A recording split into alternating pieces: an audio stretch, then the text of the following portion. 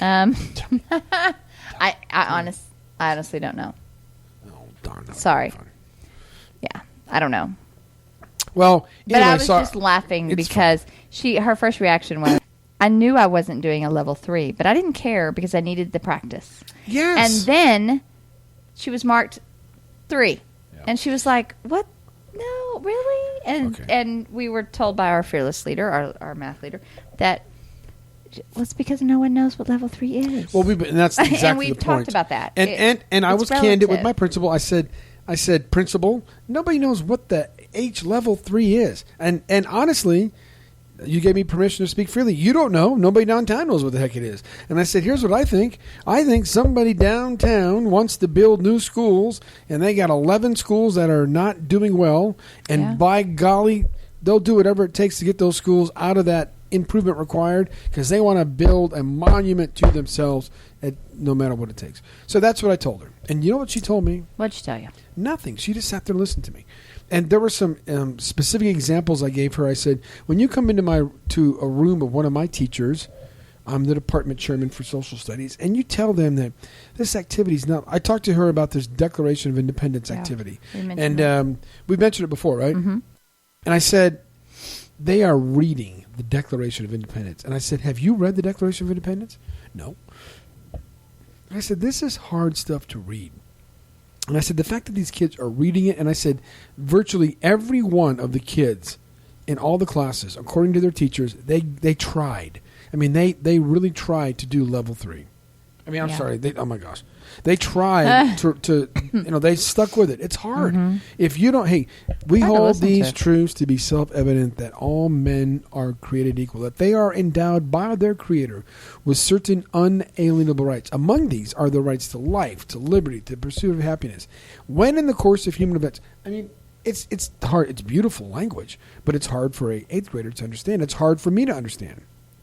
So I said, when you walk into the room and you tell my teacher that when they're reading along, watching a video that's being read, the Declaration of Independence is being read by some actors, and when you tell me that that's not level 3, that's just BS. Yeah. They're reading a primary source document. It doesn't get any more level 3 than that. It may not be exciting, but I'm not there to entertain them. I am there to educate them. This is where we have some confusion in the educational world. Are you there to educate them or entertain them? Can you do both? Some days. Yes, you can. Some days. But not everything can be all about entertainment. I'm not there to be their Huckleberry. I'm your Huckleberry. Yeah, but I'm not.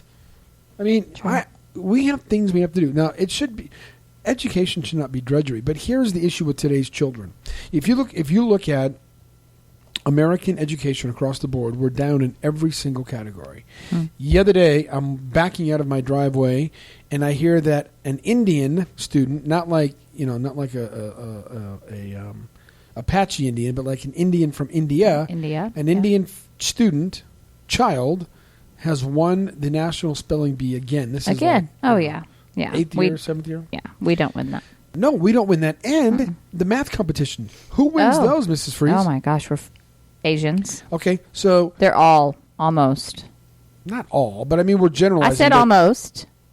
So you have the Indian students and the Asian students doing the best. Yeah. When we talk top kids, when we go to this math counts competition, we are talking that they have the top 10 that get up in front. I will kid you not. That is generally 8 out of 10 at least are not white or Hispanic yes. They're Asian they're not or American. Non-American. Yes. I mean they're American. Right. But they're not. Oh my gosh, that was kind of okay. You people are going to judge us. I didn't mean that badly. I meant it is amazing the rigor and the amount of work that those kids put in. Did you just use the R word? I did, but I used it in a relevant term instead of just saying, you need to have more rigor. No, those kids know what rigor is. Their parents put in them what hard work Tell you what, a lot of my students have rigor. I mean, by the end of the class, they're so stiff they can't move. Anyway. No, but, along this line. What line? Are you finished with, along the line No, but this is good. You keep it going.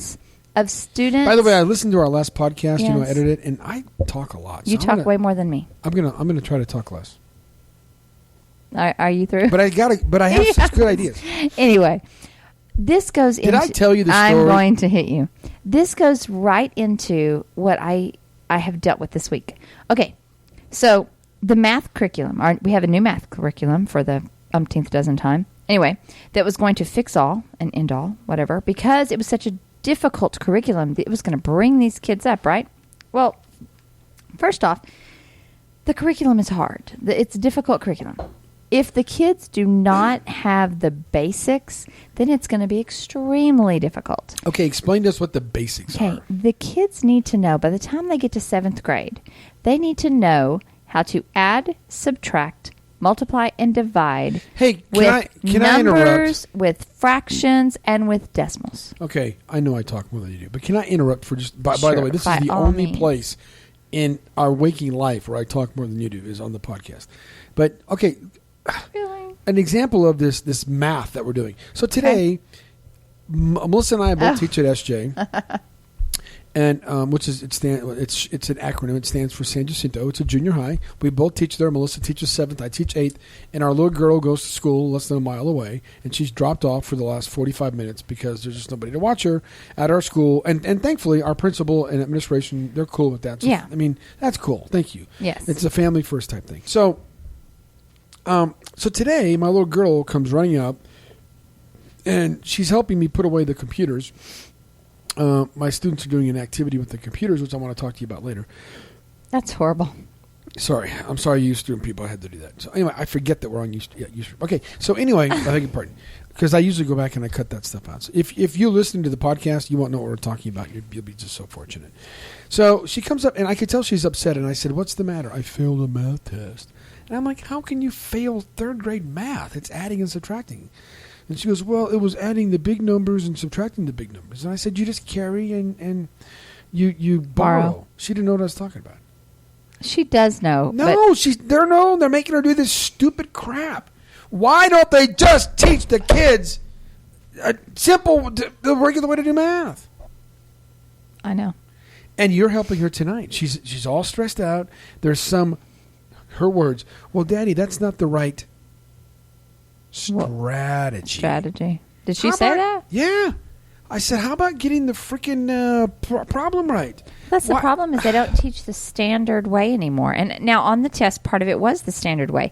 But when you teach all these ways and then you say use this way and use that way, they not only have to know how to do the math, they then have to know which way they're talking about. So it's got her confused. Why don't they just teach the kids how to add and subtract, multiply and divide the way that everybody learned it in math? But all these strategies that they are now showing the students that the parents don't understand, I do because I teach math. But when Todd looks at it, he's going, "What are you doing? And why are you doing all that?" It doesn't. They make have any the sense. expanded form, and they have the algorithm, and then they have that's the other thing. On my 3rd grade daughter's paper, is that correct? Yes. There's the word algorithm. Why is that on a 3rd grader's paper? Because they have to know the standard algorithm. Nobody even knows what that means except mathematicians. I agree. Seriously. But here's the deal. In our curriculum in 7th grade is also extremely difficult. And the embedded assessments, which basically means the test that is given after each activity thing. The embedded assessment. They call it embedded assessment, and we'll use that term. Is it a formative or is it a summative assessment? It's the test that they have to do, and it's hard. I will tell you right now, there are a couple of those questions I have to stop and think before I know exactly what to write. Now, I'm not against it being hard, but I'm against it being so hard where you can't apply it in everyday life. Exactly. And so what happens is these embedded assessments are too hard. They are, frankly. So what we do is we talk about them at the beginning of the unit. They work through the unit. We tell them to study the test. It's the embedded assessment test. They have a copy of it. They can do it with their parents, with a tutor. They can do the thing. But when they come down and take the test, they can't use their notes. They have to then take the test. But if they've gone over it, I've gone over how to do it with them. Okay, and they still bomb it. We're talking kids that miss all of them or, make 17s and 28s. And anyway. So wait, they can do it in practice, but they can't do it on the test? No. They're supposed to do it in practice. They don't. That's what I'm saying. I mean, they don't do the work. Right, okay, right. Well, they don't study it. Okay, but so here's what I did. We have been talking about, instead of using those as our major assessment grades, we're using those as a quiz. And that way, it's only 20%. It's not 40%. Okay? Are you with me? I'm with you. Okay. So what we did is I this week made up my own quiz that will be a major assessment.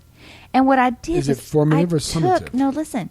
I took exact problems from our daily work, from the book, and I did exact. Some of them were problems we went over together in class. Over half the questions. There were only 12.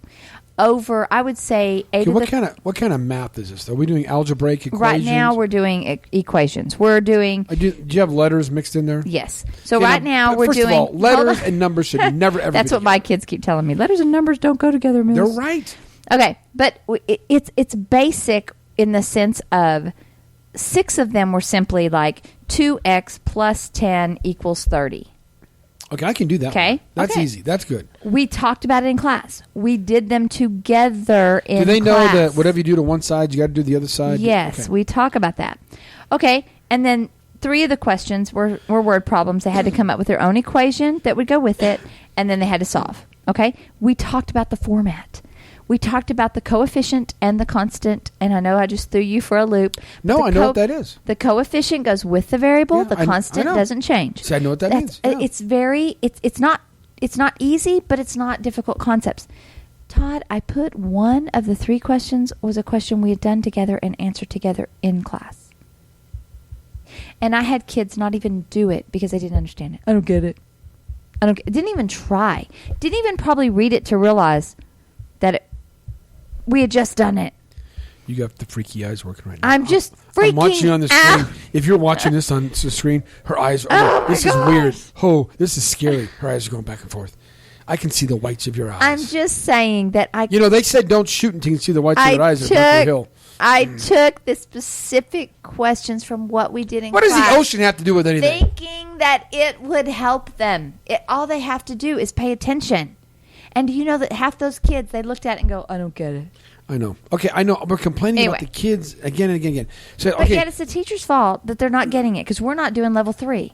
My kids can't handle level 1. That's the point. That's the thing. Okay, that's the whole point. And that's another point I made with my principal. I said, you can't teach... You can't handle it. You can't teach level 3 or whatever that means. You can't go to this huge level until you build a base, a foundation. And our kids have not got the foundation. They don't. Many or most of them. And I think in America we don't have this foundation down. Whose fault is that? What's going on? Why is this? I don't understand. I don't know. I just don't get it. So I had a conversation with my brand new teacher. She's teaching 7th grade history. And if you're listening, Miss M, God bless you. Hang in there. Yes. We think the world of you. Yes, we do. But she hasn't told me this, but she's discouraged. She's how would you? We talked with her yesterday. I stopped in just to see how she's doing, and then Melissa ended up stopping in on the way by. How would you describe her mood? She's trying to be upbeat, but how would you describe it? Just frustrated. I mean, it just like at a loss as to what to do to get these kids to do something. I think it's frustrating. I think the second part is true. She's at a loss to know what to do. She looks at me, and I said, hey, how you doing? Fine. I got through all that, her trying to be, strong and not complain. And I said, no, really, what's going on? She goes, Todd, I've never worked with kids that just don't care like this. I feel your pain, girl. I feel your pain. Kids, they don't care, Todd. It doesn't matter what I do. They don't like anything I do. That's depressing. It is. So, I gave her the old standbys. Build relationships. Connect with what they're doing. All these things. And those things are important, but we have a large group of kids in our community that don't care about school a lick, and they don't get any help at home. So, all that's true. So, this is just not me saying it. And then this is what I told my principal. I said, Miss Principal, we have apathy at such a high level. And I said, that apathy and the pressure being put on teachers is breeding teacher morale at a low. And I looked at her and I said, you're going to lose your school if things don't change. What do you mean by that? And I said, you're going to have teachers that are going to give up and just not care.